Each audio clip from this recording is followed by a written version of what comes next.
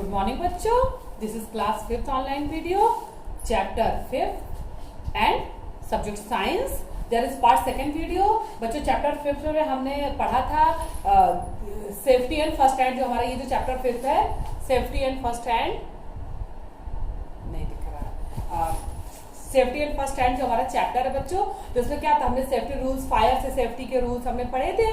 और अब हम पढ़ेंगे आज जो है जो उसका 2nd टॉपिक है फर्स्ट एड। तो बच्चों जब कोई इंजर्ड हो जाता है, किसी के साथ कोई एक्सीडेंट हो जाता है, कोई दुर्घटना घट जाती है, तो डॉक्टर के आने के पहले जो मेडिकल हेल्प उसको दी जाती है उसे ही हम कहते हैं फर्स्ट एड। मतलब कि डॉक्टर के आने के पहले जो हम मेडिकल सहायता देते हैं, जैसे मान लीजिए कोई इंजर्ड हो गया, जैसे कोई किसी का एक्सीडेंट हुआ और उसकी बॉडी में बहुत जगह कट आ गए हैं, ब्लीडिंग हो रही है, ब्लड निकल रहा है, तो हम क्या करेंगे, हमारा सबसे पहला काम क्या होगा, हम उसके घावों को साफ करके उसमें बर्नॉल नहीं, उसमें जो ब्लड को रोकने के लिए जो ऑइंटमेंट होता है वो ऑइंटमेंट लगाएंगे, फिर उसका क्या करेंगे, बैंडेज करेंगे, उसको बैंडेज कर देंगे तो जिससे कि ब्लड का बहना रुक जाए।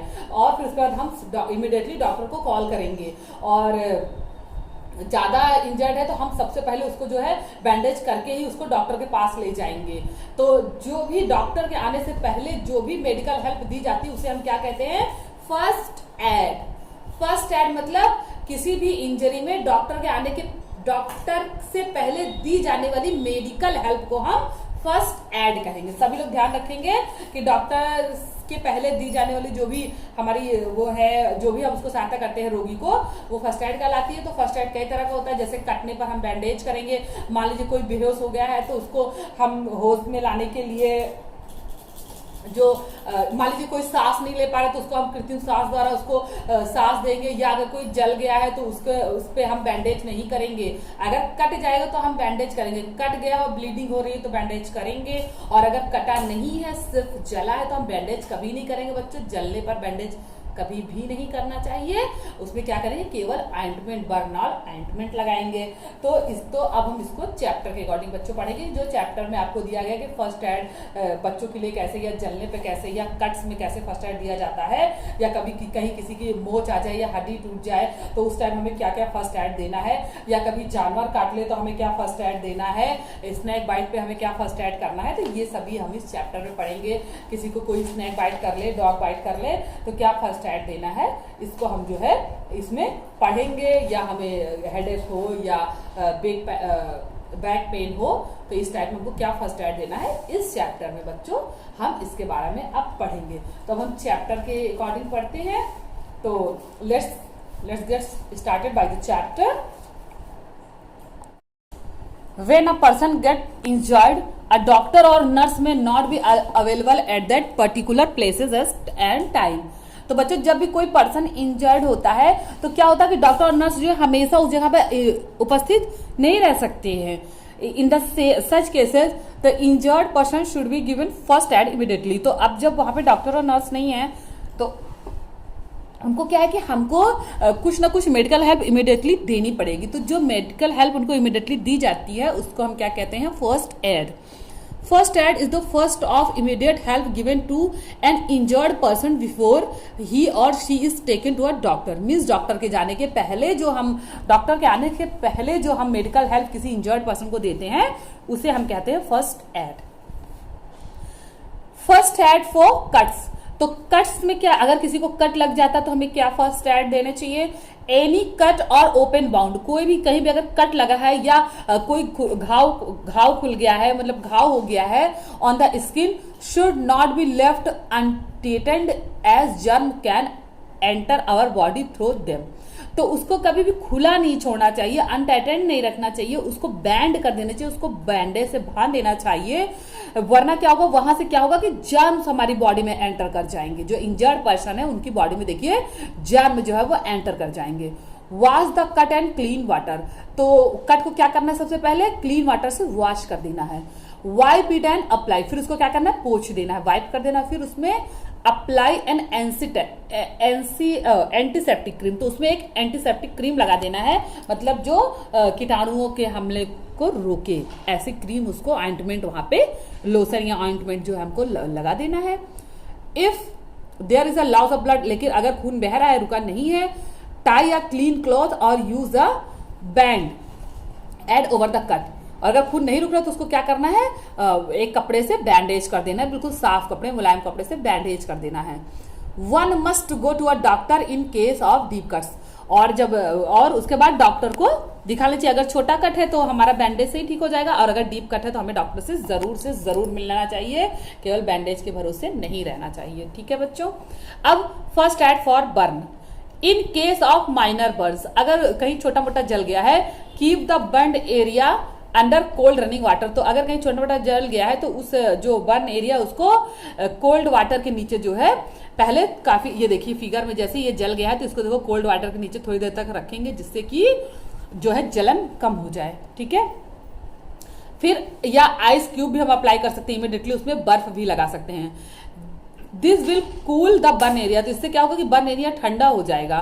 The apply antiseptic cream on that area, और फिर उसके बाद क्या करना है, उस पर एंटीसेप्टिक क्रीम लगा देना, लेकिन बैंडेज कभी नहीं लगाना है बर्न पे। If the burn forms blisters never try to prick them, अगर बर्न में जो है ब्लिस्टर्स आ गए हैं, हिंदी में कहे तो फफोले आ गए, ये देखिए ब्लिस्टर्स आ गए हैं अगर, तो उसे भी कभी भी उसको फोड़ने की कोशिश नहीं करना, प्रिक नहीं करना है। Cover them with a soft cotton cloth, उसको क्या करना है, कॉटन कपड़े से कवर कर देना है। In case of search Burns visit the nearby doctor immediately, और अगर बहुत ज्यादा हार्ड बर्न हुआ है तो आपको डॉक्टर के पास जाना बहुत जरूरी है। ठीक बच्चों। अब फर्स्ट एड फॉर फ्रैक्चर, अगर मान लीजिए कहीं फ्रैक्चर हो गया है तो फिर हम क्या फर्स्ट एड देंगे। अ ब्रेक और crack in the bone is called fracture, तो हड्डी में कोई ब्रेक आ जाए या क्रैक हो जाए, हड्डी हल्का सा उसमें ब्रेक आ जाए या क्रैक हो जाए तो उसे हम कहते हैं फ्रैक्चर। ठीक है। When a bone gets fractured there will be pain and swelling around the injured area, तो अगर कहीं फ्रैक्चर आ रहा है तो इंजर्ड एरिया क्या होगी, स्वेल्ड हो जाएगी और वहां बहुत ज्यादा दर्द होगा, पेन होगा।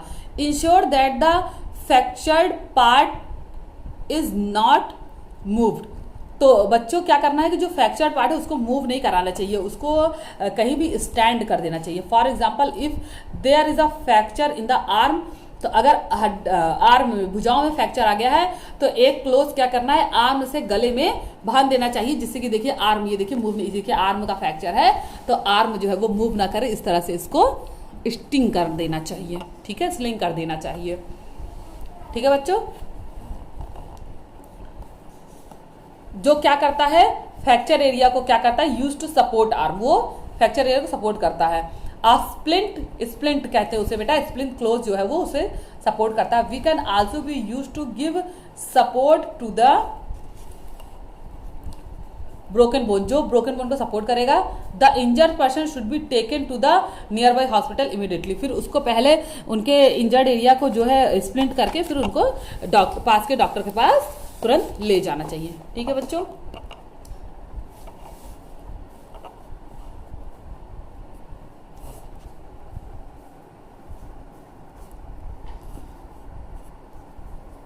Sometimes the ankle and wrist can get twist, तो कभी कभी एंकल या जो है रिस्ट क्या होती है, मुड़ जाती है, तो उनमें मोच आ जाती है, मीन्स ब्रेकेज नहीं होता है लेकिन मोच आ जाती है। ठीक है। तो उसमें क्या करना चाहिए, this is called a sprain, उसे स्प्रेन कहते हैं, हिंदी में मोच और इंग्लिश में स्प्रेन कहते हैं। We should not move the sprained part, तो उस पार्ट को जो स्प्रेंड पार्ट है उसको मूव बिल्कुल भी नहीं कराना चाहिए, और उसको क्या करना चाहिए, इलास्टिक बैंडेज से। N elastic bandage can be wrapped around the splint part, तो एक इलास्टिक बैंडेज से उसको जो है पूरा बैंड कर देना चाहिए और इसको मूव नहीं कराना चाहिए। ठीक है बच्चों। अब उसके बाद first aid for animal bite, अगर किसी को कोई एनिमल काट ले तो हमें क्या फर्स्ट एड करना चाहिए, क्योंकि एनिमल काटने से घाव तो बनता है या वाउंड तो बनता है, प्लस क्या होता है कि उसके एनिमल्स के टीथ में, बहुत से एनिमल के टीथ में अलग अलग पॉइजन्स होते हैं, वो ह्यूमन बॉडी को बहुत ज़्यादा हार्म कर सकते हैं। समटाइम्स जो है इससे डेथ भी हो सकती है। ठीक। The bite of stray animals like dogs, cat and monkeys can causes diseases called rabies, तो इन जानवरों के काटने से क्या होता है कि रेबीज रोग हो सकता है। ठीक है। तो when these animals bite someone, अगर ये एनिमल किसी को काटते हैं दे रिलीज सैलिवा। तो क्या होता है, जब वो काटते तो वो सैलिवा रिलीज करते हैं, तो वो सैलिवा उसमें जम्स होती है, कंटेनिंग जम्स, जो ये सैलिवा रिलीव करते हैं उस सैलिवा में जम्स कंटेन हो जाता है। उनके मुंह से ही जम्स जो है वो, जिस व्यक्ति को उसने काटा है उसके वाउंड में जम्स कंटेन हो जाएगा। The saliva enters the victim's body. अब सैलिवा क्या है, वो जिसको काटा गया वो विक्टिम्स की बॉडी में एंटर कर जाएगा थ्रू द वाउंड, घाव के सहारे वो उसके बॉडी में चला जाएगा और क्या करेगा, रेबीज बना देगा। So in case of animal bite we wound should be washed with soap under running water. तो अगर किसी को बंदर, कुत्ता या बिल्ली कोई भी ऐसे एनिमल काट ले तो उसके वाउंड को क्या करना है, रनिंग वाटर में साबुन से धो देना चाहिए। एन एंटीसेप्टिक क्रीम, और एक एंटीसेप्टिक क्रीम जो है वो अप्लाई कर देना चाहिए। उसके बाद and wound should be covered with a clean bandage, और वाउंड को जो है क्लीन बैंडेज से कवर कर देना चाहिए। The victim should be taken to the nearby doctor immediately, और विक्टिम को नियर बाई डॉक्टर के पास तुरंत ले जाना चाहिए, क्योंकि उसको रेबीज के टीके लगवाने पड़ेंगे या वैक्सीन लगवानी पड़ेगी जिससे कि रेबीज ना हो। ठीक है। अब अगर first aid for snake bite, अब देखिए बच्चों, जो हमारे डॉग हैं या कैट हैं या मंकीज हैं, अगर ये बाइट करते हैं तो किसी भी इंजर्ड पर्सन को रेबीज होने में 3 से 4 दिन का समय लग जाता है। तो इसमें हमें समय मिल जाता है, हम वो वैक्सीन लगवा सकते हैं। लेकिन दवाई जो एंटीबॉडी, मतलब सुई, जो एंटीबॉडीज सुइयाँ आती हैं हम लगवा सकते हैं। लेकिन अगर किसी को स्नैक बाइट कर ले तो स्नैक बाइट में क्या होता है कि उसके जो है टीथ में सैलिवा के बजाय पॉइजन बनता है, उसकी सैलिवा में पॉइजन होता है। तो जब अगर वो किसी को काट लेता है तो वो सैलिवा उसकी बॉडी में एंटर करके, इसमें कभी कभी तो बिल्कुल भी समय नहीं मिलता, 1 घंटे में भी रोगी की मृत्यु हो सकती है, इंजर्ड पर्सन की 1 घंटे में भी मौत हो सकती है ना। तो अगर स्नैक बाइट का अगर, तो हमें इमीडिएटली कुछ ना कुछ जो है फर्स्ट एड करना होगा। तो वो हम क्या करेंगे बच्चों, snake mostly hide in bushes. तो स्नैक क्या है, ज्यादा से ज्यादा झाड़ियों में छिपे रहते हैं। We need to be careful while playing in a garden. तो जब कभी भी घास में खेलो तो झाड़ियों में नहीं जाना चाहिए बच्चों, क्योंकि झाड़ियों में ज्यादातर कभी कभी स्नैक छुपे रहते हैं, तो कभी भी झाड़ियों के पास नहीं जाना चाहिए। ठीक है। If a person is bitten by a poisonous snake, अगर किसी पर्सन को किसी जहरीले सांप ने काट लिया है तो the poison enter in the victim body, तो पॉइजन उसकी बॉडी में एंटर करने लगेगा। The poison mixed with blood and spread quickly in the body, और पॉइजन जो है ब्लड में मिलकर पूरी बॉडी में क्विकली स्प्रेड हो सकता है। In case of snake bite the following first aid should be given. तो स्नेक बाइट के केस में हमें क्या करना है, इस तरह के जो है हमें फर्स्ट एड लेने। सबसे पहले a tight bandage should be tied just above the wound so that the spread of poison in the body may slow down। तो क्या करना है, जहां पे सांप ने काटा है उस जगह को एकदम, उस जगह के दोनों तरफ टाइट बैंडेज बांध देना चाहिए। इससे क्या होगा कि ब्लड सर्कुलेशन स्लो हो जाएगा, तो जो पॉइजन का सर्कुलेशन है वो भी स्लो हो जाएगा। ठीक है। The victim should be kept him the kept calm and taken to the nearby doctor immediately, और बांधने के बाद विक्टिम को जल्दी से जल्दी डॉक्टर के पास ले जाना चाहिए जहां पर उसका इलाज हो सके, पॉइजन निकालने की व्यवस्था हो सके। ठीक है बच्चों, तो ये आपका चैप्टर जो है कंप्लीट हो गया है अब, और सभी बच्चे जो है, आपका ये जो 5th चैप्टर है safety and first and complete हो गया है। आई थिंक सभी बच्चों ने रिवाइज एंड रिकॉल कर लिया होगा, और अब आपको ये जो है ये एक्सरसाइज सभी को करने हैं। सॉरी बच्चों, अभी यहाँ और है, हाँ अभी चैप्टर नहीं कंप्लीट हुआ है बच्चों। ठीक। तो अब देखिए, उसके बाद first aid for insect sting. देखिए, जो स्नैक जब बाइट करता है तो बच्चों वो तो पॉइजन बनाता है, लेकिन बहुत से हमारे जो इंसेक्ट है वो भी जो है पॉइजन, वो अगर कहीं किसी को इंसेक्ट स्टिंग कर दे, वो क्या करते हैं, डंक मारते हैं, स्टिंग करते हैं। तो उनके डंक में भी, उनके स्टिंग में भी जो है पॉइजन होता है। तो वो पॉइजन भी कभी कभी बहुत ज्यादा हार्म कर देता है, बॉडी पूरी स्वेल्ड हो जाती है।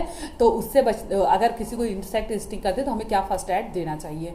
Sometimes we may get stung by insect such as a bee और वास्प। तो कभी कभी बी और अ वास्प, तो कभी कभी हम कोई हमें मधुमक्खी वगैरह काट लेती है, in such cases the sting should be removed first. तो इसमें सबसे पहले हमें क्या करना है, स्टिंग को पहले उस स्किन को दोनों तरफ से ऐसे दबा के स्टिंग को जो हमें बाहर कर देना चाहिए।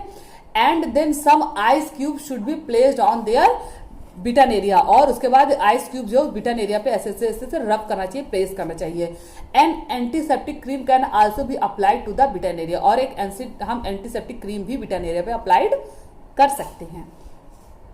For bee stings a paste of baking soda. हाँ, और जब कभी भी बी काटे या एंट स्टिंग करे तो हम वहां क्या करें, वहां पे बेकिंग सोडा का पेस्ट रब कर सकते हैं, क्योंकि एंट स्टिंग में जो होता है एसिड होता है बच्चों, एसिड पाया जाता है। तो अगर हम उसमें बेस यानी कि हमारा बेकिंग सोडा एक क्षार होता है, बेस होता है, तो हम उसको अगर उसमें रब करेंगे तो वो एसिड के प्रभाव को खत्म कर देगा। या हम टूथपेस्ट लगा सकते हैं, टूथपेस्ट में भी बेस होता है, तो वो क्या करता है, एसिड के पावर को खत्म कर देगा।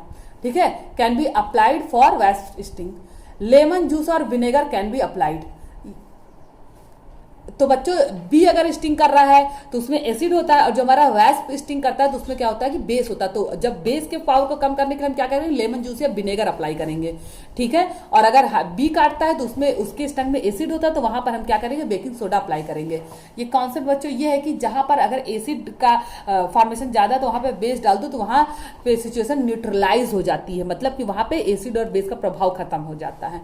ठीक बच्चों, तो एसिड के प्रभाव को खत्म करने के लिए हमें बेकिंग सोडा यानी बेस या टूथपेस्ट डालना है, और बेस के प्रभाव को खत्म करने के लिए हमें लेमन जूस या विनेगर एसिड डालना है। ठीक बच्चों, first aid for the nose blood. अगर किसी के नाक से ब्लड आ रहा है तो उसके लिए हमें क्या, कभी कभी गर्मियों में देखिए नाक से ब्लड आने लगता है, तो इसके लिए हमारी जो नोजल कैविटी है वहां पर कुछ सेल्स होते हैं वो डैमेज हो जाते हैं, तो नाक से ब्लड आने लगता है। बहुत ज्यादा गर्मी के सीजन में ऐसा होता है, या बहुत ज्यादा सौर एसिटिक चीजें खाए तब ऐसा होता है।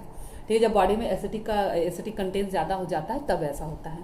तो one may have nose blood is not in hot weather. तो गर्मियों में हॉट वेदर में ऐसा होता है।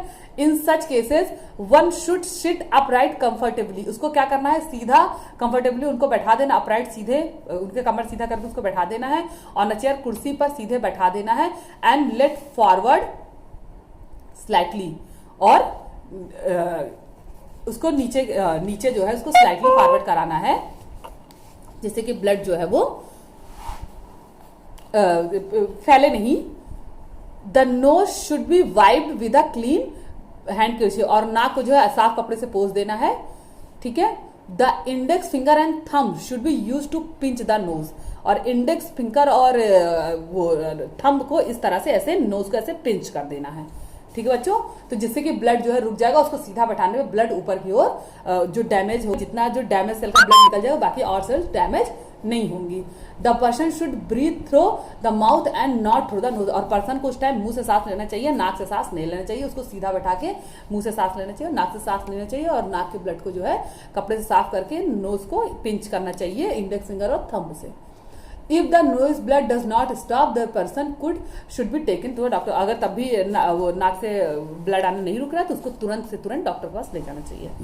तो बच्चों आपका ये चैप्टर कंप्लीट हो गया है, और सभी लोग I think revise and recall भी कर लिए होंगे। अब आपको ये एक्सरसाइज है ये आपको किया जाएगा, तो सभी बच्चे इसको करने की कोशिश करेंगे, और फिर जब नहीं कर पाएंगे तो कल मैं सॉल्व एक्सरसाइज जो है पोस्ट करूंगी एज यूजुअल। तो सभी लोग आज जो है अपना एक्सरसाइज करने की कोशिश करेंगे, और जो बच्चा एक्सरसाइज कर देगा तो उसको जो है टेक्स्ट में जो है उसको वेटेज मिलेगा, प्लस मिलेगा।